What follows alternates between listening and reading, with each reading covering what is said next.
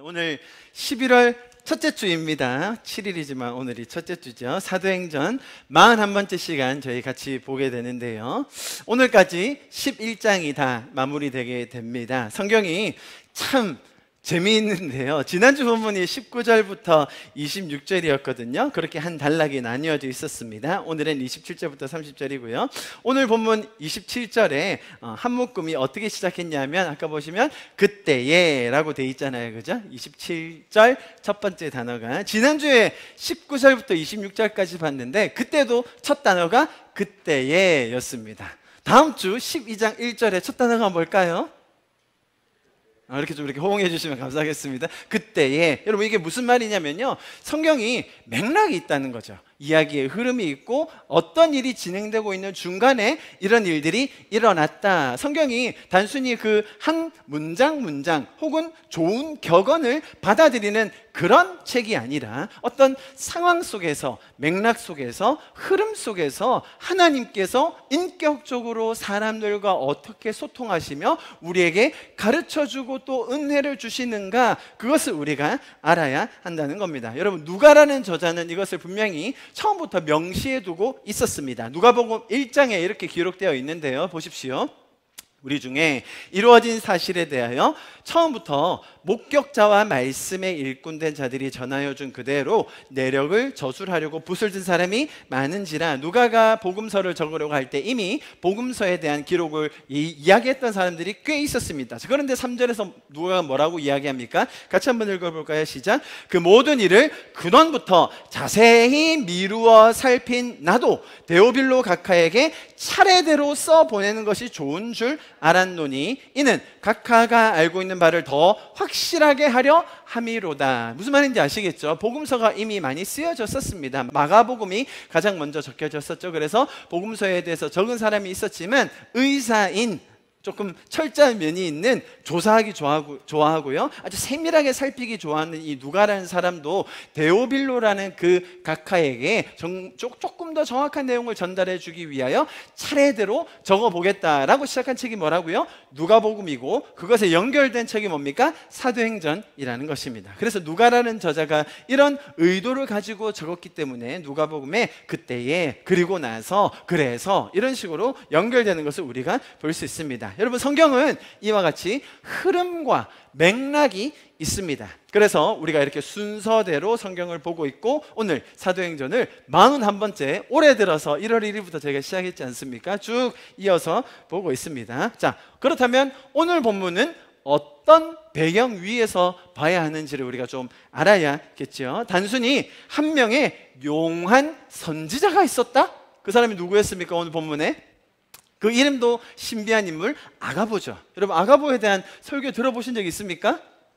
생각보다 많이 없을 거예요. 왜냐하면 별로 할 말이 없거든요. 그런데 너무 대단한 일을 하기 때문에 뭔가 신비한 인물, 베일에 가려진 인물로 여겨지곤 합니다. 여러분, 단순히 한 명의 아주 용한 선지자가 대단한 일을 하고 갑자기 사라졌다라는 게 성경의 메시지라면 맥락이 없는 것입니다. 그래서 오늘 본문이 어떤 이야기를 하는지 알기 위해서 지난주 저희가 나눴던 안디옥 교회에 대한 이야기를 해야 합니다. 여러분, 고넬료라는 사람 기억하시죠? 10장에서 등장했던 인물입니다. 로마 제국이 고용한 용병이었습니다. 그러니까 어느 나라 사람이었죠? 이탈리아 군대, 지금으로 말하면 이탈리아 군대의 백부장이었습니다. 종교심은 말할 것도 없고요, 신심이 대단했던 사람입니다. 항상 기도했다고 나와 있거든요. 뿐만 아니라 뭐 하나 흠잡기가 어려운 인물이었습니다. 가족들을 잘 챙기는 것은 물론 자기가 적대시할 수밖에 없는, 자기가 그 유대인들을 잘 관리해야 하는 게 자기 역할이었거든요. 그러려면 소요나 소동이 일어나지 않도록 좀 그들에게 겁도 주고 강하게 대해야 하는, 근데 오히려 그 유대인들이 고넬료를 존경했다라고 할 정도니 이 사람의 인품이나 주변의 평판이 어땠는지 충분히 이해할 수 있겠죠. 자, 그러나 그렇게 열심히 성실하게 정직하게 사는 사람이라도, 심지어 법 없이 살 수 있는 그럴 것 같은 사람이라 할지라도 왜 복음이 또 은혜가 필요한지에 대해서 제가 지난번에 자세하게 10장에서 설명을 드렸습니다. 자, 그런 고넬료에게 다가가는 사람이 누구였습니까? 베드로가 그 일에 부름을 받았지요. 베드로는 항상 샘플로 등장하지 않습니까? 유대인의 그 선민 사상에 쩌들어 있는 베드로, 우리가 아주 잘 살펴봤습니다. 베드로는 지금까지 한 번도 먹어본 적이 없는 음식이라고 하면서 고넬료 만나기를 완강하게 거절을 했습니다. 지금까지 지켜왔던 모든 인생의 그런 가치들이 완전히 무너지는 일이었거든요. 그럼에도 불구하고 하나님께서는 베드로를 나무라거나 책망하지 않으시고 계속해서 설득해 주십니다. 여러 번의 환상과 또 사람과 주변 환경들을 사용하셔서 베드로를 설득하시고 가르쳐 주시죠. 그래서 유대인뿐만이 아닌 다른 민족에게도 하나님의 마음이 향하고 있음을 이제 베드로도 이해하게 되었습니다. 그 과정 속에 베드로의 이 옹졸했던 또 이기적이었던 선민 사상이 얼마나 깊숙하게 뿌리내려 있는지를 먹는 걸 통해서 제가 설명을 드렸었습니다. 자, 그리고 나서 10장이 마무리되는데요. 11장에 들어오면 이제 상황이 어떻게 바뀌느냐면, 그렇게 하나님께 계시를 받고 직접 경험한 베드로가 이제 보세요, 예루살렘 본부에 찾아가서 거기 있는 제자들, 사도들을 설득하는 장면이 나옵니다. 그죠? 베드로가 먼저 경험했기 때문에 그 일을 그 사람들에게 설득해야 되는 자리에 있는 거예요. 왜냐하면 고넬료, 이방인이 복음을 받아들였다는 소문이 본부에도 들린 거죠.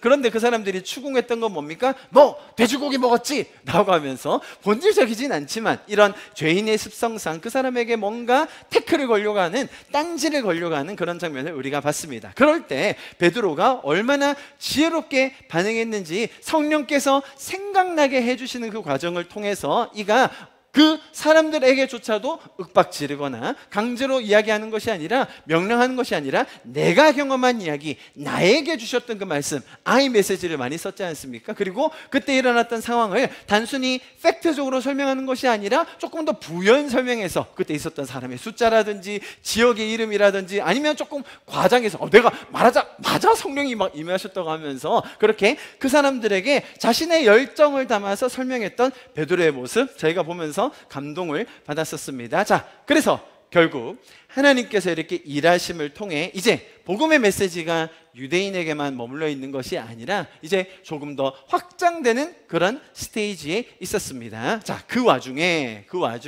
그때에 라고 하면서 지난주 본문이 시작됐습니다. 스데반이 순교한 이후로 예루살렘 교회에 박해가 일어났었습니다. 그때 사람들이 막 흩어지게 되었죠. 그 중에 어떤 사람들이 이렇게 흩어졌다고 지난주 본문에 나와 있었습니다. 그때에 스데반의 일로 일어난 환란으로 말미암아 흩어진 자들이 어디로 갔다고요? 베니게, 어디입니까? 레바논 지역입니다. 구브로, 지금으로 말하면 사이프러스 섬이에요. 바나바의 고향이죠. 그리고 안디옥, 어디예요? 지금으로 말하면 터키 지역이에요. 그러니까 사방으로 그 사람들이 박해와 핍박을 피해 달아나는 중이었습니다. 그런데 그렇게 흩어지며 피난길을 가는 그 와중에도 이 믿는 성도들은 그 은혜를 거기 있는 사람들에게 인격적으로 나누는 장면, 저희가 아주 인상 깊게 지난주에 봤었죠. 단순히 유대인들에게만 복음을 전했던 사람들은 뭔가 사명감에 쩔어가지고 했다면, 이방인들에게도 복음을 나누는 사람들은 어떻게 했다고요? 말을 걸면서, 그들과 말하면서 자신이 인격적으로 만났던 예수님에 대해서 설명하는 모습을 지난주에 저희가 자세히 봤습니다. 자, 그런데 그 와중에 가장 부각되었던 도시가 바로 안디옥이라는 도시였습니다. 안디옥은 로마 제국에서 로마와 그리고 이집트 어디죠? 알렉산드라, 그 다음에 세 번째 가는 도시였습니다. 아주 큰 도시였어요. 거기에 세계 각국에서 모인 사람들이 살고 있었습니다. 왜냐하면 그곳에 오면 동등한 시민권을 주겠다라는 그런 조건이 있었거든요. 그래서 유대인뿐만 아니라 세계 각지에서, 심지어 어디에서도 왔다고요? 아시아의 중국에서도 왔다는 기록이 있을 정도로 안디옥에는 정말 전 세계 사람들이 다 모여서 살고 있었습니다. 그런데 그 와중에 그들이 섬겼던 신이 아주 음란한 신이었죠. 그래서 그곳에 성문화가 아주 왜곡되어 있었다라는 것을 설명드렸어요. 자, 보십시오. 유대 본부에 있었던 사람들이 고넬료라는 사람이 믿었다는 소식을 듣고도 놀랐는데, 고넬료는 신심이 아주 투철하고 정말 좋은 평판을 받는 사람이었음에도 예수 믿는다는 걸 듣고 놀랐는데, 안디옥에 복음이 전해졌다? 그것도 어떤 유명한 사도가 한 것도 아니에요. 무명의 성도들이 가서 그 일을 했다? 도저히 믿을 수가 없는 거예요. 그래서 그곳에 급파한 파견한 사람이 누구였습니까? 바나바였다는 거예요. 바나바를 왜 파견했다고 했죠? 그가 착하고 충성된 사람이라서 그랬습니까? 아니요. 거기 안디옥에서 사역하고 있던 사람과 고향이 같았어요. 같은 출신 사람이었거든요. 그래서 그곳에 보내서 조금 더 효율적으로 사역할 수 있지 않을까라는 마음에 이스라엘 예루살렘에 있던 지도부가 바나바를 그쪽으로 파송하게 됩니다. 하나님의 손이 함께 하심으로라고 표현되어 있습니다. 그곳에 놀라운 역사가 계속해서 일어나는데요. 바나바가 귀한 일을 거기서 한 가지 더 하는데 그게 뭐였습니까? 다소라는 지역에 10년 넘게 칩과하고 있던 사울을 끄집어내죠. 안디옥에 와서 같이 사역하자라고 이렇게 불러냅니다. 우리는 사실 사울, 바울 하면 사실 뭐 그 누구도 견줄 수 없는 넘버원 리더십, 사역의 영향력이라고 하면 뭐 대단한 사람이라고 생각하지 않습니까? 그러나 이 안디옥에서 사역할 때는 누가 선임이었습니까, 여러분? 바나바가 선임이었습니다. 사울이 후임이었어요. 제가 그냥 하는 말이 아니라 오늘 본문에 그게 나와 있어요. 30절 보세요. 이를 실행하여 바나바와 사울의 손으로 장로들에게 보내니라. 여러분, 누가 먼저 이름이 나오느냐가 굉장히 중요하지 않습니까? 우리는 남북한이지만 저기서 항상 북남이라고 하고, 그죠? 우리는 영호남이라고 하는데요, 저쪽에서는 호영남이라고 하더라고요. 들어보셨어요?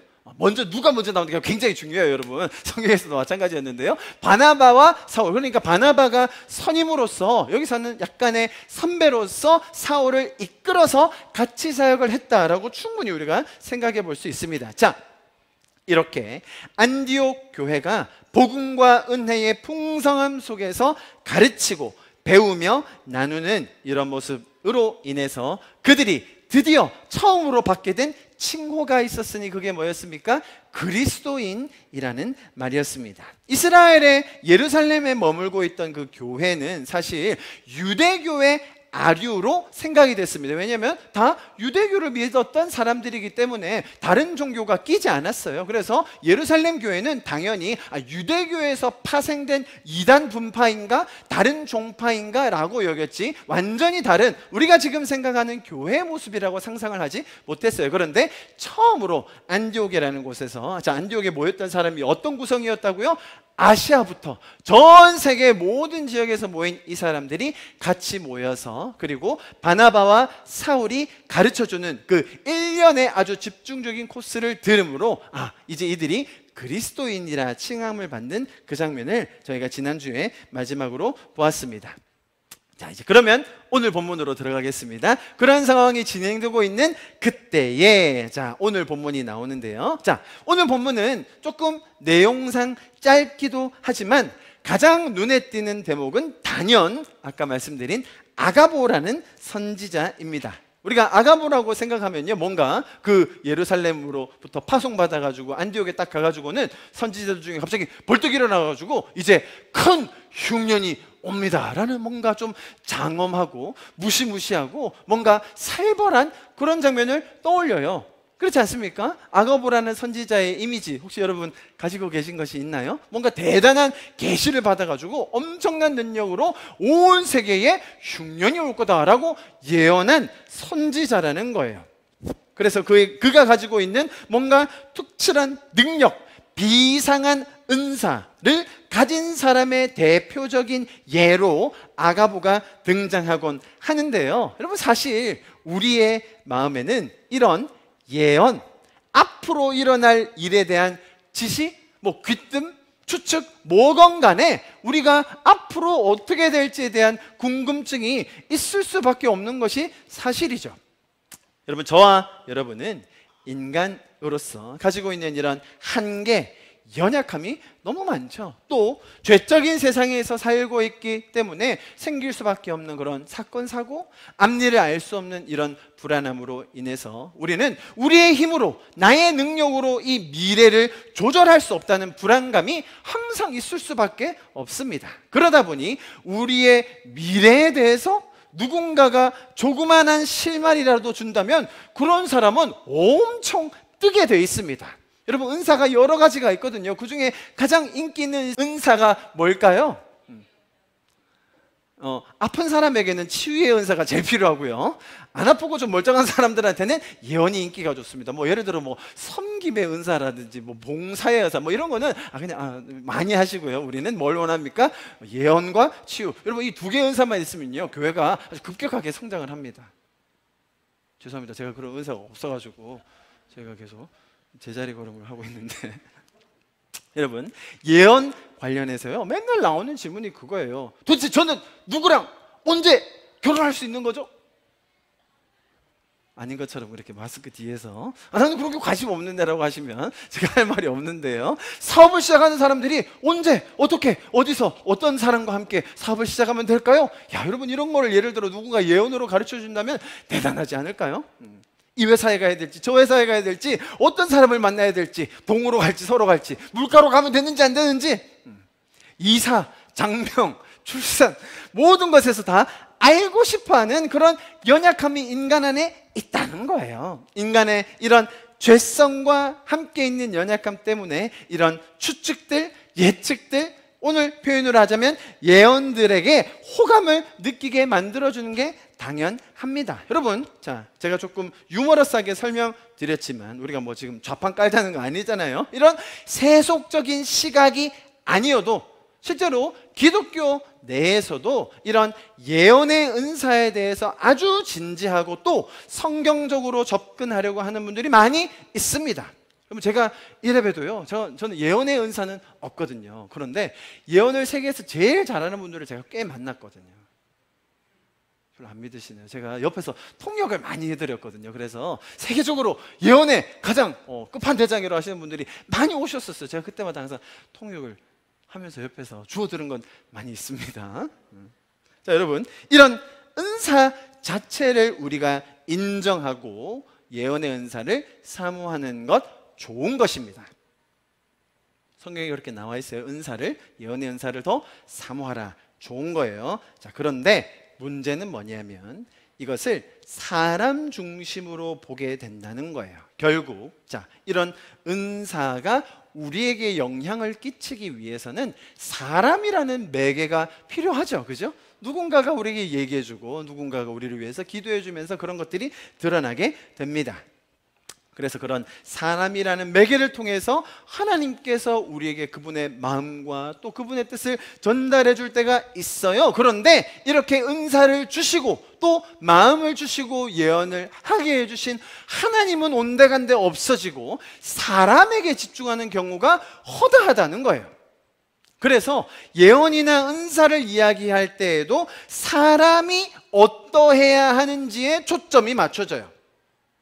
이해하시겠습니까? 그래서 아가보는 어떻게 했길래 이렇게 예언했지? 아가보는 어떤 사람이길래 이런 정확한 예언을 할 수 있었지?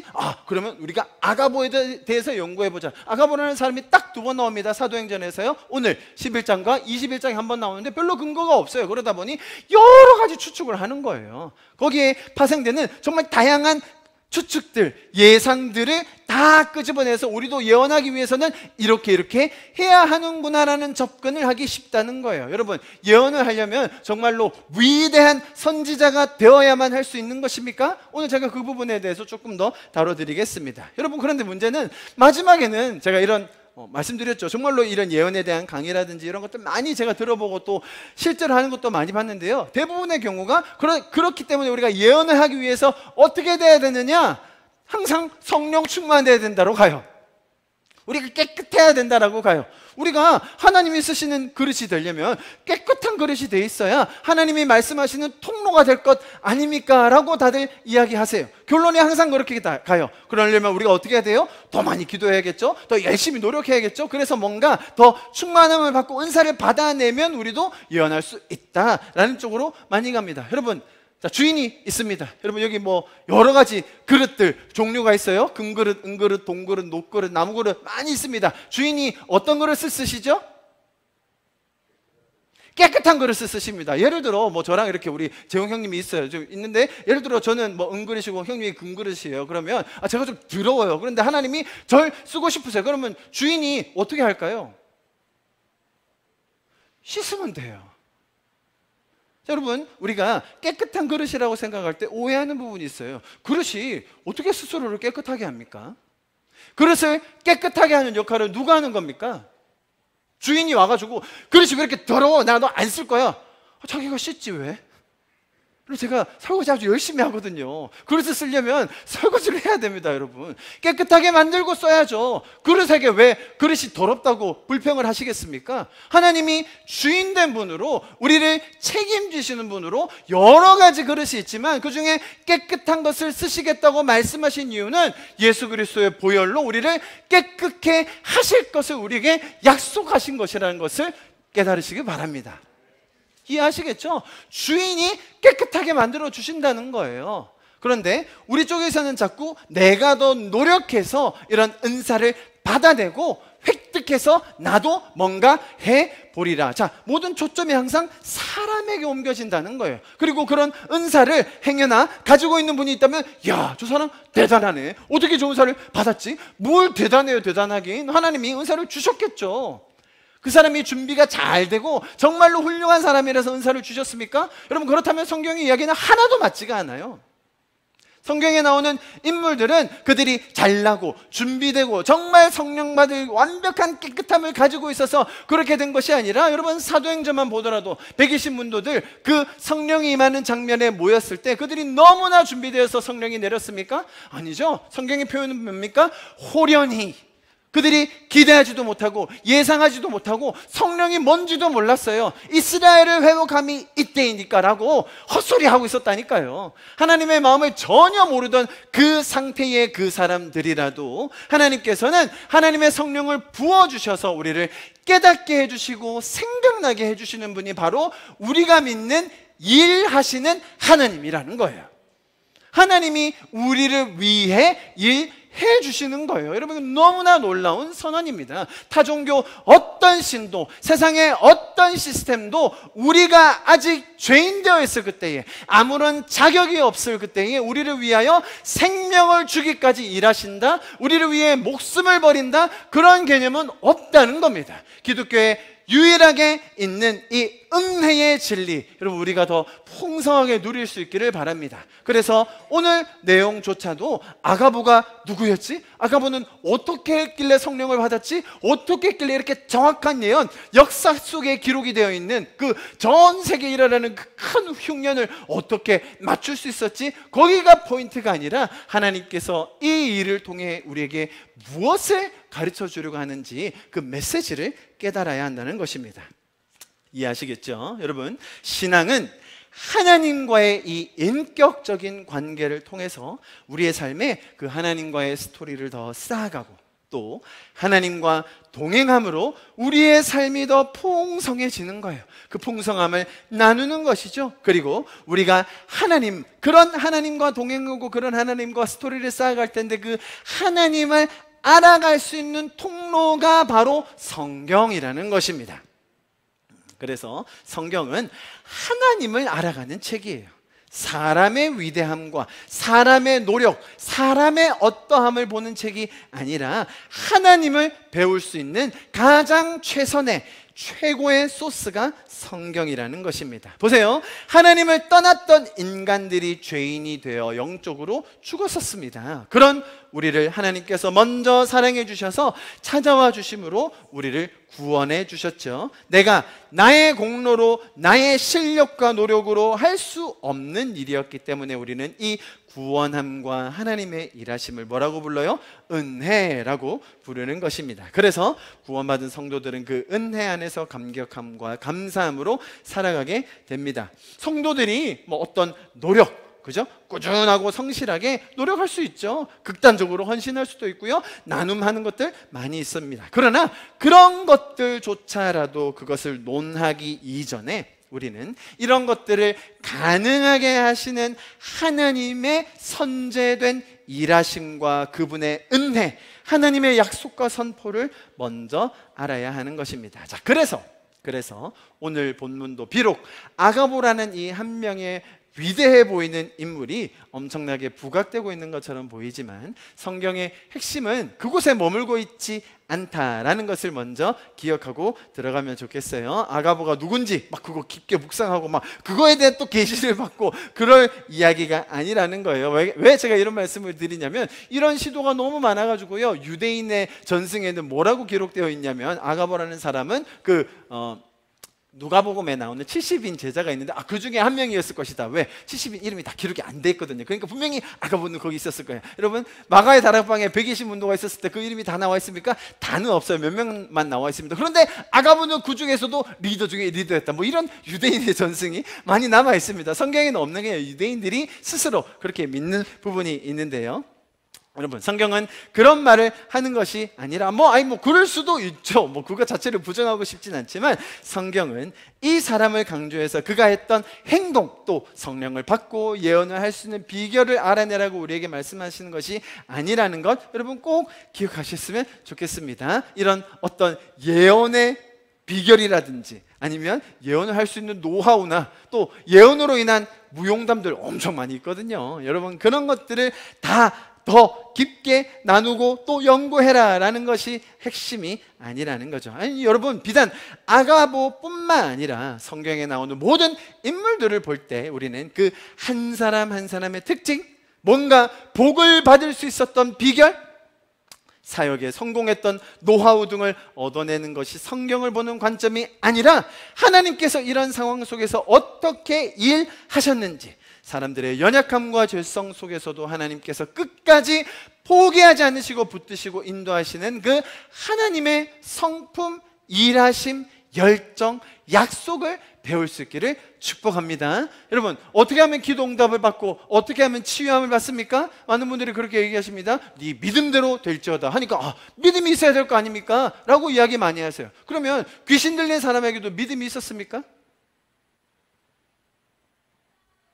여러분, 예수님이 치유하시고 예수님이 사역하실 때 그들의 믿음만 보고 다 고쳐주셨습니까? 아니에요. 안 믿는 사람, 믿음이 뭔지도 몰랐던 사람도 치유 많이 해주셨어요. 자, 그렇기 때문에 이 하나님께서 일하시는 방식과 원리, 또 그분의 성품을 알아야 하는 것이지. 자, 그렇다면 우리는 어떤 비결을 더 해야, 어떤 행동을 더 해야 하나님의 복과 은혜를 더 받을까? 그런 접근으로 다가가면 안 된다는 것. 자, 오늘 본문을 들어가기에 앞서서 제가 여러분에게 말씀을 드렸습니다. 지금 한 가지만 더 설명드리자면, 우리가 지금 보고 있는 이 사도행전 11장이지 않습니까? 지금 저희는 텍스트로 이 사도행전을 보고 있습니다만, 당시 지금 이 텍스트로 기록되어 있는 이 사람들에게는 아직 성경이 있었을 때가 아닙니다. 신약 성경이 다 기록되지 않았었어요. 오늘 본문에 뭐라고 이야기되어 있었냐면 28절에 보시면, 그 중에 아가보라 하는 한 사람이 일어나 성령으로 말하되 천하에 큰 흉년이 들리라 하더니, 자, 누구 시대에 일어나요?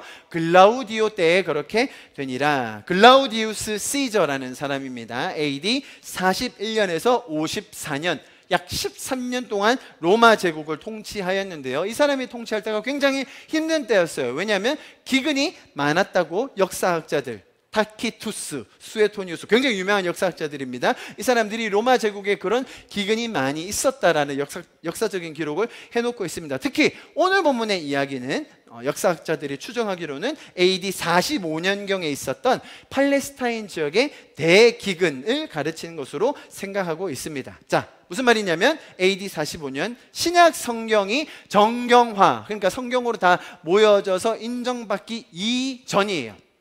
아시겠죠? 그래서 이 사람들은 아직 우리가 지금 너무나 자연스럽게, 너무나 당연한 듯이 보고 있는 이 성경이라는 글 자체가 없었다라는 것이죠. 여러분, 그렇기 때문에 오히려 이런 사람들에게는 이러한 뭔가 보여지는 혹은 더 실제적인 예언이나 은사가 필요했을 거예요.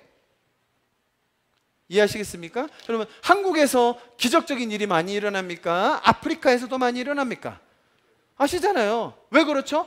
한국은 사실 너무나 문명화되어 있고 문맹률이 낮고 언제 어디서건 복음에 대한 메시지와 그 내용을 충분히 받아들이고 이해할 수 있어요. 여러분, 아프리카 부족들에 들어가면요, 거기는 그냥 영적인 대결이에요. 너희 신이 맞냐 우리 신이 맞냐 대결해보자. 그런 경우가 허다합니다. 그렇기 때문에 거기서는 기적적인 일들이 많이 일어나야 돼요. 그래야 그 사람들에게 설득할 수 있는, 그 사람들을 가르칠 수 있는 일이 생기게 되는 것이죠. 마찬가지 원리로 지금 이런 예언 자체를 우리가 성경에서 보기 때문에 지금도 누군가가 벌떡 일어나서 천하의 큰 흉년 혹은 전쟁이 있을 겁니다 라고 외치는 것은 사실은 우리가 조금 더 재고해야 하는 부분임을 여러분 꼭 기억하십시오.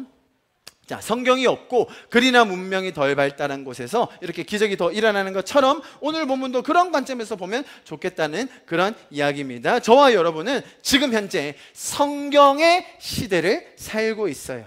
우리의 관심이 부족해서 하나님의 말씀을 더 접하지 않을 뿐이지, 사실은 우리에게 주어진 이 말씀, 성경의 의미는 이루 말할 수가 없을 정도로 중요합니다. 제가 수차례 말씀드린 적이 있습니다. 우리 안에 이런 말씀으로 인한 그 풍성함이 더 많아질 수 있기를 간절히 축복합니다. 그래서 우리 안에 머물고 있는 이 말씀을 통하여 성령께서 생각나게 해주시고 또 가르쳐 주시고 인도해 주실 것을 믿습니다. 그것이 우리의 신앙이 되는 것이에요. 그런 근거가 되는 말씀들 좀 우리 같이 한번 읽어보면 좋겠습니다. 요한복음 14장요 시작.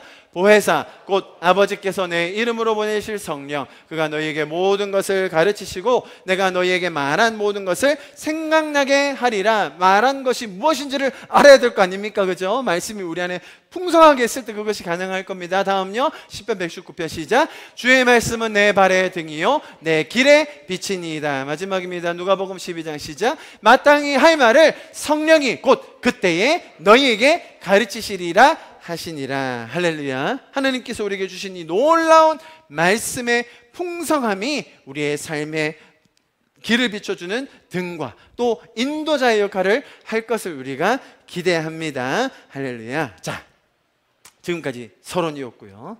그렇다면 오늘 이 아가보에 했던 이 예언과 오늘 상황에서 우리가 어떤 메시지를 받을 수 있을지 그것들을 오늘 본문을 통해서 보기를 원하는데요. 자, 첫 번째 두 가지 정도를 제가 나눌 수 있을 것 같습니다. 첫 번째로는 성숙이라는 단어입니다. 성숙. 저희가 지금 사도행전을 거의 40번 넘게 보고 있는데 이제 드디어 뭔가 성숙의 단계로 나아가는 그 장면에 우리가 드디어 이르렀습니다. 지금까지 한 번도 저희가 이런 내용을 다뤄본 적이 없죠. 정말 미숙하고 막 파벌 나누고 왕따 시키고 막 천한 일 미루고 자기 혼자 특권주의 누리러 가는, 제가 지금 말씀드린 이런 게 다 베드로였습니다. 여러분, 사도들이었어요. 파벌 나누고 막 자기들 서열 나누는 그런 모습이었다면 이제 드디어 성도로서 성숙한 모습이 드러나는구나. 어디에서요? 이방의 교회에서부터. 참 재밌죠, 성경이. 자, 제가 그것을 좀 설명드리려고 하는데요. 자, 안디옥 교회는 말씀을 드렸다시피 바나바와 사울의 가르침을 통해서 하나님에 대해서 배우고 그 가르침을 많이 받았죠. 또 예수님의 삶과 성령님의 일하심을 잘 배우고 있었어요. 그 시간이 얼마 정도 걸렸다고요? 약 1년 정도 걸렸다고 했습니다. 어찌 보면 짧은 시간이라고 할 수도 있고 어찌 보면 길 수도 있는데요, 아마도 집중해서 배운 기간이 1년일 거예요. 이해하시겠죠? 우리가 평생 동안 말씀을 묵상하고 접하겠지만 이런 집중해서 배우는 기간도 필요합니다. 그래서 여러분의 삶에도 이런 기회가 있기를 원합니다. 저는 여러분의 삶에 어떤 일정적인 시간을 떼서 말씀을 더 집중적으로 연구할 수 있는 시간 너무 좋을 것 같아요. 자, 그러면서 안디옥 교회는 많은 부분에서 잘 정착하고 또 자리를 잡은 것 같습니다. 자, 그럴 때에 성령께서 큰 흉년이 올 것을 알려주셨습니다. 28절에 보시면요, 어디에 흉년이 든다고 되어 있습니까? 아가보가 일어나서 성령으로 말하되 천하에 큰 흉년이 들리라. 여기서 말하는 천하라는 표현은 지금 우리가 말하는 전 세계가 아닙니다. 당시에 천하라는 표현은 어디를 지칭했겠습니까? 당연히 로마 제국을 말했을 겁니다. 이해하시겠죠? 당연히 로마 제국이 온 세상이라고 믿고 있었기 때문에 로마 제국을 표현한 것이라고 보시면 되고요.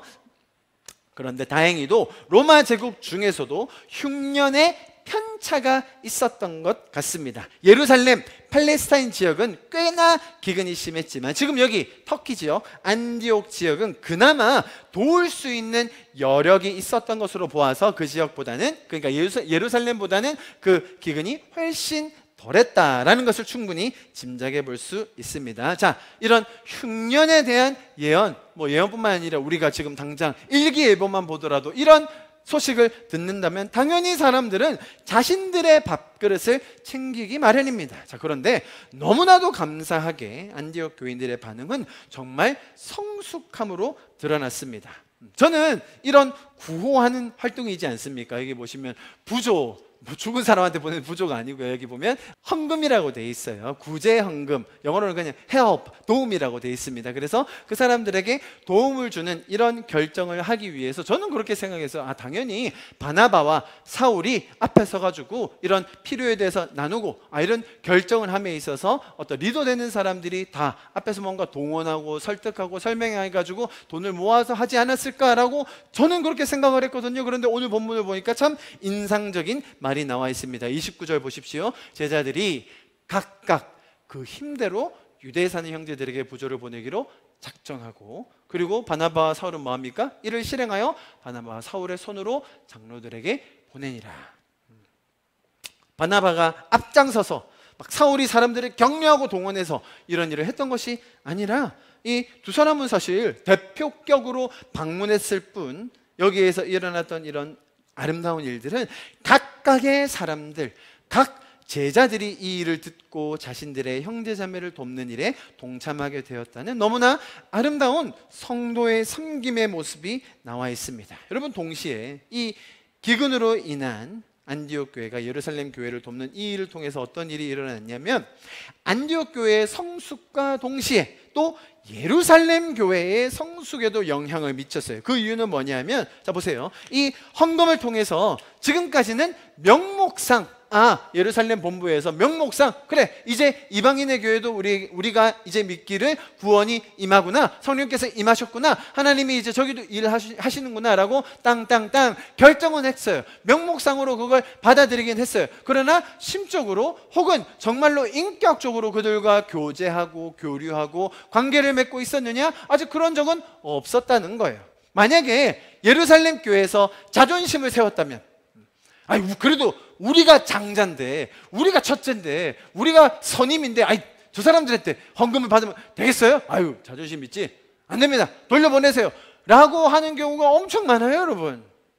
그렇지 않습니까? 내가 저 사람들의 도움 받을 바에는 그냥 굶고 말지 라고 하는 그런 알량한 자존심이 남아있을 수도 있었습니다. 분명 그런 사람들이 있을 거예요. 지금 다 죽어가는데 지금 밥그릇을 쳐야지 무슨 자존심이에요? 라고 말할 수도 있었겠지만, 이런 상황 속에서 사실은 양쪽이 다 성숙해가는 과정을 우리가 배울 수 있다는 거예요. 이런 어려움의 상황 속에서 한쪽에서는 각각 마음을 모아서 자기 형편에 맞게, 뭐라고 되어 있습니까? 29절에 보면 그 힘대로, 그죠? 누가 강요한 것이 아니었어요. 누가 명령하거나 목표 수치를 정한 것이 아니었습니다. 자기 힘에 맞게, 자기 형편에 맞게 그들을 돕기로 결정했고, 그리고 예루살렘 교회는 또 그것을, 사실 여러분 예루살렘 교회 그 자존심이 얼마나 셌는데요. 그런 자존심을 내려놓고 겸손하게 이런 도움을 수용했다는 것, 여러분 이것이 하나님이 만들어가고 계시는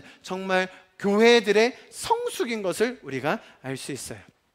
안디옥 교회는 복음을 전해준 이 예루살렘 교회, 그리고 은혜를 나누어준 그 선임되는, 그죠? 본부되는 그 예루살렘 교회의 사랑에 감사하는 마음을 표현할 수 있음에 정말 감격이죠. 동시에 예루살렘 교회도 이 일을 통해 급한 필요를 체험받을 수 있었고요. 동시에 그리스도 안에서 형제자매의 사랑과 연합을 경험할 수 있는 소중한 통로가 된 것입니다. 이런 이야기가 로마서에 기록되어져 있었습니다. 보십시오. 25절. 그러나 이제는 내가 성도를 섬기는 일로 예루살렘에 가노니 이는 마게도냐와 아가야 사람들이 예루살렘 성도 중 가난한 사람들을 위하여 기쁘게 얼마를 연보, 여기서 말하는 연보가 동일한 구제 헌금을 말하는 것입니다. 하였습니다. 저희가 기뻐서 하였거니와 또한 저희는 그들에게 빚진 자니, 왜 빚진 자예요? 보세요. 만일 이방인들이 그들의 영적인 것을 나눠 가졌으면, 그러니까 예루살렘 교회가 먼저 가졌던 복음을 이방인들에게 나눈 그런 것을 통하여 육적인 것으로 그들을 섬기는 것이 마땅한 그런 그림이 된 것입니다. 여러분, 사실 이렇게 섬기며 나눌 수 있다는 사실 자체가 우리의 삶에 얼마나 큰 의미를 주는지 모르죠. 그렇지 않습니까? 우리가 하나님께 받은 이 은혜와 사랑에 감사함으로 이웃을 섬길 수 있다? 너무나 큰 사랑의 표현과 또 삶의 의미가 되는 것입니다. 여러분, 지난주에 그리스도인이라고 불린 이 안디옥 성도들의 특징에 대해서 제가 이야기하면서 좀 전에 말씀드린 것처럼 1년 동안 좀 집중적으로 같이 모여서 가르침을 받았다, 배웠다라고 말씀드렸지 않습니까? 지난주에 이렇게 나와 있었죠. 25절과 26절에 보면 바나바가 사울을 찾으러 다소에 갔잖아요. 그리고 26절에 만나가지고 안디옥으로 데려와가지고 둘이 교회에 얼마 동안요? 1년간 모여 있어 계속 사람들을 모아서 모이게 해서 큰 무리를 가르치고 또 사람들은 배워서 제자들이 안디옥에서 비로소 그리스도인이라 일컬음을 받았다고 설명해 드렸습니다. 자, 그래서 제가 지난주에 어떤 말씀을 드렸냐면 이런 모임이라든지 교제라든지 지속적인 이런 만남을 통하는 이런 과정을 거치다 보면 어떤 어려움이 생기게 되는지를 제가 설명드렸습니다. 그죠? 서로 죄인인데 너무 부대끼고 만나다 보면 사실 갈등과 질투와 어려움과 시기가 생깁니다. 말씀드렸듯이 사역자들이 뭔가를 가르친다? 그거 쉬워요. 어렵지 않습니다. 오히려 이런 성도들 간의 갈등이 생겼을 때, 오해가 생겼을 때 그걸 풀어주고 해결하는 건 쉬운 일이 아니에요. 여러분, 분명히 바나바와 사울이 그런 일에 더 열심을 들여서 했을 것입니다. 자, 그런데 여러분, 이런 교회 공동체를 통해서 우리가 섬김의 기회도 얻을 수 있다는 것 꼭 기억하셔야 돼요. 무슨 말이냐면 우리가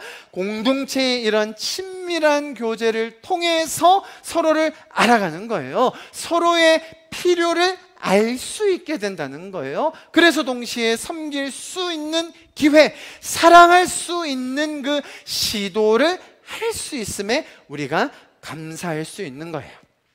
여러분, 동일합니다. 사랑할 만한 충분한 자격이 있기 때문에 그 사람을 도와주기가 참 쉬웠어요. 섬기는 게 가장 쉬웠어요. 그렇게 되는 게 아니죠. 동시에 보십시오. 이런 것들이 우리에게 의무로 주어진 것도 아니에요. 우리가 이것을 명령이기 때문에 감당하는 것도 아닙니다. 제가 지금 설명드렸듯이 지금까지 이어온 이 40번의 사도행전 시리즈를 통해서 하나님이 어떠한 일을 해주셨고 하나님이 어떻게 이 사람들을 인도해 주셨으며 그 은혜가 얼마나 큰지를 충분히 깨닫고 나야 지금 오늘 11장 말미에 이런 성숙함이 이제서야 꽃피고 있구나. 와, 이제 드디어 이방의 교회와 예루살렘 교회가 연합하고 있구나 라는 이 감격을 우리도 몸소 느낄 수 있게 되는 것입니다. 하나님께서 지금도 우리 가운데 일하고 계시기 때문에 이런 성숙함이 생길 수 있게 되는 것입니다. 그래서 우리도 그런 하나님께서 우리를 인도해 가시고 또 가르쳐 주심에 감사하며 이런 공동체 안의 섬김을 나눌 수 있기를 축복합니다. 여러분, 팬데믹으로 인해서 서로 간의 교제, 인격적인 만남, 공동체를 통한 친밀함이 거의 다 상실된 것 같습니다. 동시에 많은 이런 미디어의 발달과 또 유혹으로 인해서 다음 세대들은 이런 공동체의 가치 거의 배울 수 없는 지경에 이른 것 같습니다. 여러분, 하지만 하나님께서 사랑하심을 알고 있는 우리, 저와 여러분 성도들, 또 그리스도인들의 이 공동체인 교회가 있기에 세상에 소망이 있는 줄 믿습니다. 가장 큰 사랑을 먼저 경험한 저와 여러분들을 통해서 이 놀라운 하늘의 비밀, 공동체의 사랑, 이웃을 향한 섬김과 나눔의 의미들이 더 풍성하게 이 세상 속에 나누어질 수 있기를 간절히 기도합니다. 아멘. 자, 첫 번째, 우리가 오늘 본문을 통해서 배울 수 있는 것, 성숙이라는 키워드였습니다. 자, 두 번째 키워드, 그것은 제자라는 것인데요. 제자. 자, 보십시오.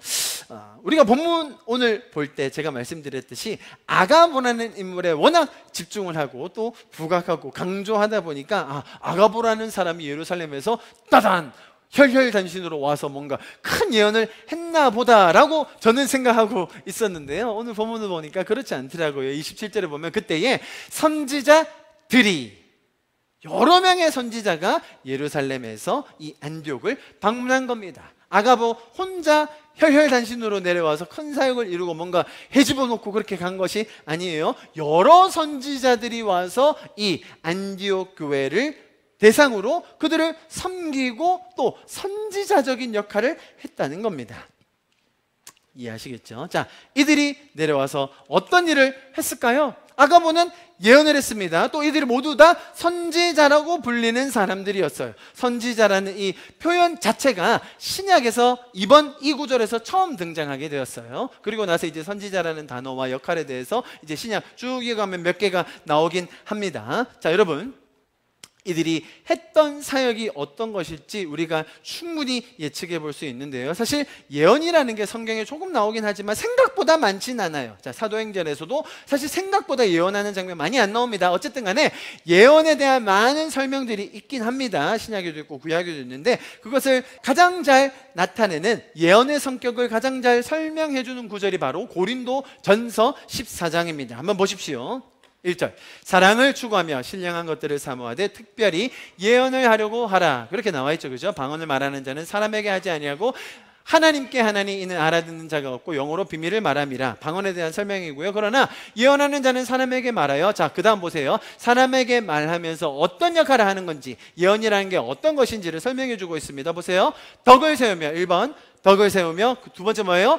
권면하며, 세 번째 뭐예요? 위로하는 거예요. 덕을 세운다는 게 뭐냐면 영어로는 strengthening이에요. 힘을 더하여 준다, 강하게 해준다. 권면한다가 뭐냐면 encourage예요. 그러니까 격려해주고 용기를 북돋아주는 거예요. 마지막으로 위로하는 것 comfort죠. 이해하시겠죠? 이 예언이라는 것의 역할, 기능, 또 사역의 방향이 어떤 거라고요? 그 사람에게 힘을 더해주고 그 사람을 격려해주고 그 사람을 위로해 주는 게 누가 했던 일이라고요? 이 선지자들이 내려와서 했던 일이다라고 우리가 충분히 이해할 수 있는 것이죠. 이렇게 예루살렘에서 안디옥으로 내려왔던 선지자들의 무리들, 당연히 이러한 일을 했을 것입니다. 선지자들이니까 자, 안디옥 교인들 모이세요. 한 명씩 불러가지고 앉아가지고 예언해주고 점쳐주고 그런 일을 한 게 아니라는 거예요. 특별히 아가보라는 선지자는 큰 흉년에 대해서 전체적인 그림에서 예언을 해주었지만 나머지 선지자들이 했던 일은 한 명씩 앉혀놓고 그들에게 예언을 한 것이 아니라 이들을 향하여 권면하여 주고 힘을 더하여 주고 위로하는 일을 계속 했다는 것입니다. 여러분 보십시오. 거기에 있던 바나바와 사울, 가르치는데 아주 특화된 사람이거든요. 마음이 좋고 그들을 공동체로 잘 묶었던 사람들이거든요. 그들의 부족한 부분, 그들이 잘 할 수 없었던 부분을 예루살렘 교회에서 그 선지자들을 파송함으로 그 교인들, 안디옥에 모였던 사람들에게 처음에 바나바는 마음의 중심을 가지고 하나님과 잘 동행하라고 그렇게 가르쳤었던 거 기억나시죠? 거기에 더해서 이 성도들을 권면해주고 격려해주고 위로해주며 그들의 상한 마음이 있었다면, 오해가 있었다면, 혹은 마음에 어떤 갈등이 있었다면 그런 것들을 잘 해결해주고 또 상담해주고 그들을 권면하여주고 또 가르쳐주는 그런 일을 했다는 것입니다. 이해하시겠죠? 자, 어떤 아름다운 그림이 만들어지고 있는지 예루살렘 교회에서는 안디옥 교회의 선지자들을 보내서 그들이 더 풍성함 가운데 신앙생활을 할 수 있도록 도왔다는 것입니다. 자, 그런데 보세요, 여러분. 이렇게 선지자들이 내려와서 이런 일을 했을 때 어떤 결과가 나왔는지 아십니까? 자, 우리가 지금 11장 마지막을 보고 있는데요. 13장 1절에 이런 표현이 있더라고요. 보세요. 안디옥 교회에는 선지자와 교사들이 있으니. 자, 우리가 지금 11장 마지막을 보고 있었어요. 그죠? 11장 마지막에서 선지자들이 예루살렘으로부터 와서 자, 이런 권면하고 또 힘을 더하여 주고 위로하는 사역을 충분히 하고 나서 시간이 지나고 나서 13장 1절에 이제 안디옥 교회에 선지자들과 교사들이 있다고 5명을 소개합니다. 5명. 보십시오. 누굽니까? 제가 이렇게 정리했습니다. 바나바와 두 번째 시몬과 루기오와 마나인과 사울이라. 자, 여기에 아가보가 포함 안 돼 있죠, 그죠? 무슨 말이냐면 예루살렘에서 왔던 선지자들을 포함시킨 게 아니에요. 그러니까 안디옥에서 그 이후로 자생적으로 그런 가르침과 사역을 통해 생기게 된 선지자와 교사들이라는 겁니다. 5명인데요. 이 5명이 그러면 누가 선지자고 누가 교사인가요? 자, 그런 구분이 아니라 원문을 자세히 보면 선지자와 교사를 동일한 사람으로 설명하고 있어요. 이해하시겠죠? 선지자적인 역할과 교사의 역할을 함께하는 사람이다라는 것이 맞아요. 이해하시겠죠? 그러니까 우리가 훨씬 더 이해가 잘 되는 거죠. 이런 선지자적인 역할을 하는 사람들이 곧 또 가르치는 역할을 함께 했다. 이 5명을 보시면 참 재밌습니다. 바나바, 우리가 잘 알고 있고요. 아주 착한 사람이었죠. 니게르라 하는 시몬, 니게르라는 뜻, 영어로 흑인들 앞에서 이런 말 하면 안 되는데요. 그런데 이 라틴어 니게르를 헬라어로 옮긴 거예요. 아시겠죠? 그래서 이번에 나오는 시몬은 흑인이었을 거예요. 재밌죠? 3번 정말 재밌나요? 구레네 사람 루기오. 구레네는 키레네라는, 여기도 북아프리카 지역이에요. 마나엔, 이 사람 설명이 독특하죠. 분봉왕 헤롯의 젖동생 마나엔이라고 되어 있는데요, 예수님께서 그 당시 사역하실 그때에 갈릴리의 분봉왕, 그 갈릴리 지역을 다스렸던 왕이 있거든요. 로마 제국의 황제가 아니라 갈릴리 지역을 딱 떼서 다스렸던 왕 이름이 헤롯 안디바였어요. 그와 함께 자란 사람이었다라고 설명해 놓고 있는 거예요. 너무 재밌는데, 그러고 나서 이 사람은 분명히 팔레스타인 출신인 거잖아요, 그죠? 그러면 4번은, 5번은 사울, 우리가 잘 알고 있고요. 자, 이렇게 5명의 사람이 어떤 역할을 하게 되도록 성장했다는 거예요? 선지자와 교사가 될 수 있도록 그 안디옥에서 잘 배우고 가르침을 받아, 또 그런 선지자들이 와서 그들을 잘 양육해 주므로 이제 안디옥에서도 자체적으로 이런 사람들이 생기게 되었다라는 것입니다. 여러분, 하나님께서 이렇게 일하신다는 것을 우리가 배울 수 있는 거예요. 이렇게 하나님께서 우리에게 가르쳐 주신 이 놀라운 복음과 하나님께서 우리를 위해서 일하심으로 우리에게 덕을 세워주시고 또 우리를 위로해 주시고 격려하셨던 그 일을 통해 우리가 변화되고 성숙해 가죠. 그죠? 그렇게 함과 동시에 우리에게 주어졌던 그 동일한 가치 또 사역이 우리 주변에 나누어질 때에 그것들을 동일하게 할 수 있는 많은 다른 그리스도의 제자들이 생겨나게 되었다라는 것이 오늘 본문의 메시지라는 것입니다. 여러분, 이것이 얼마나 보람되고 또 의미 있는 일인지 모릅니다. 하나님께서 우리에게 행하여 주신 그 놀라운 일이 나누어지면서 동일한 일을 할 수 있는 그런 사람들이 생겨나는 것, 그것이 오늘 우리 본문이 우리에게 가르쳐주고 있는 우리의 삶의 놀라운 의미라는 것, 여러분 꼭 기억하시기를 축복합니다. 자, 말씀을 오늘 정리해 보자면 왜 이렇게 다른 선지자들을 포함하여 아가보까지 이런 선지자들이 안디옥에 왔습니까? 첫 번째로는 교회의 성숙함, 그죠? 안디옥에 있었던 그 교회의 성숙뿐만 아니라 또 예루살렘 교회의 성숙까지 우리가 한 번에 볼 수 있는 하나님께서 일하시고 계신 것에 대한 결과, 이 열매들을 우리도 함께 누리기 위함이고요. 동시에 그들이 와서 이렇게 사역함으로 하나님은 또 이런 제자를 만들어가는 과정을 하고 계시는구나 라는 걸 우리에게 보여주고 계십니다. 여러분, 이 두 가지를 통해 저와 여러분은 사실 우리 인생의 가장 큰 의미와 또 방향성들을 다시금 새기게 됩니다. 그런 큰 흉년의 이야기가 들었을 때 우리 안에 나눌 수 있는 마음이 생긴다? 여러분, 그것만한 의미가 있겠습니까? 동시에 우리가 받은 그 은혜와 우리가 섬김을 받았던 그 모습 그대로 동일하게 할 수 있는 다른 수많은 제자들이 일어나는 것, 여러분 기대함으로 우리가 앞으로 주님과 그런 방향에서 동행할 수 있기를 축복합니다. 할렐루야. 이렇게 우리의 삶에 정말 참된 의미를 더 가르쳐 주시고 또 가치를 가르쳐 주고 계신 것이 오늘의 본문이라는 것입니다. 이러한 하나님의 일하심이 우리의 삶에도 더 풍성해질 수 있기를 간절히 축복합니다. 우리의 삶에 이런 섬김과 또 제자들이 더 생겨나는 이 놀라운 역사들 우리도 함께 목도하며 경험하며 나눌 수 있기를 간절히 축복합니다. 할렐루야. 우리 시간 좀 같이 기도하고 오늘 예배를 마무리하면 좋겠습니다.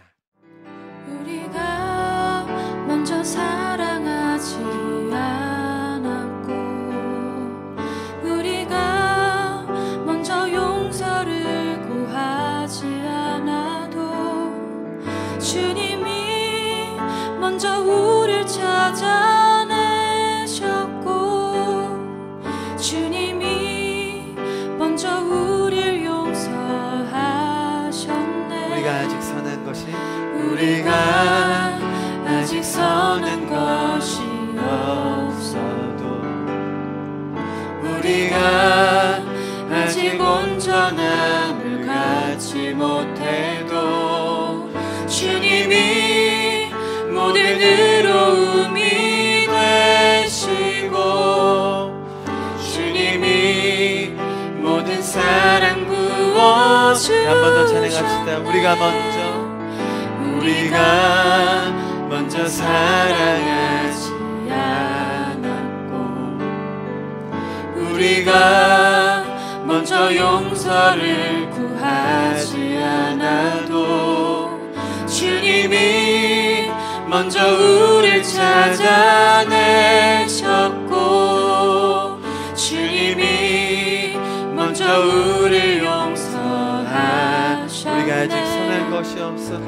우리가 아직 선한 것이 없어도 우리가 아직 온전함을 갖지 못해도 주님이 모든 의로움이 되시고 주님이 모든 사랑 부어주시네. 이 모든 것이 주님의 은혜, 이 모든 것이 다 주님의 사랑,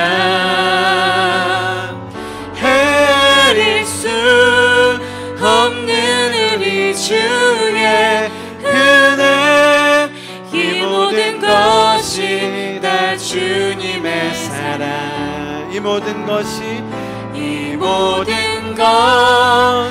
주님의 은혜, 이 모든 것이 다 주님의 사랑, 헤아릴 수 없는 우리 주의 은혜, 이 모든 것이 다 주님의 사랑. 하나님 감사합니다. 예, 주님, 우리의 성숙함과 혹은 섬김, 심지어 우리가 제자를 만들고 양육하는 그 모든 것을 논하기 이전에 우리가 이 성경의 큰 그림 속에서 하나님께서 일하고 계셨음을 다시금 보게 해주셔서 감사를 드립니다. 예, 주님, 우리도 이 안디옥 교회와 예루살렘 교회가 서로 교통하며 서로를 섬기고 나누었던 이 아름다운 섬김, 또한 서로의 연약함을 돌보고 선지자들을 보내고 그 속에서 배움을 통하여 많은 열매들이 맺히게 되는 것, 주님, 우리도 함께 그 발자취 따라가기를 간절히 소망합니다. 동시에 주님께서 우리를 끝까지 포기하지 않으시고 먼저 찾아와 주셔서 우리를 위하여 일하셨던 그 놀라운 은혜 우리가 잊지 않겠습니다. 주님, 오늘도 말씀을 통하여 그 하나님의 은혜를 우리 가운데 나누어 주심에 감사를 드립니다. 주님, 이 성경을 통하여 우리가 하나님을 더 알게 하여 주시고 우리를 위하여 일하고 계신 그 하나님의 마음을 더 깊게 깨닫게 하여 주시옵소서.